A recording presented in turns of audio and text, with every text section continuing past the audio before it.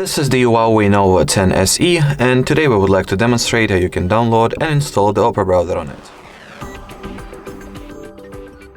First of all, make sure that your smartphone is connected to the Wi-Fi, then launch the app gallery.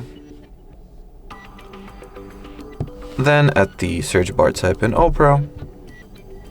Once the needed app is found, click on this green, blue rather, install button and wait for the Opera to get downloaded and installed respectively. Now we can launch the app,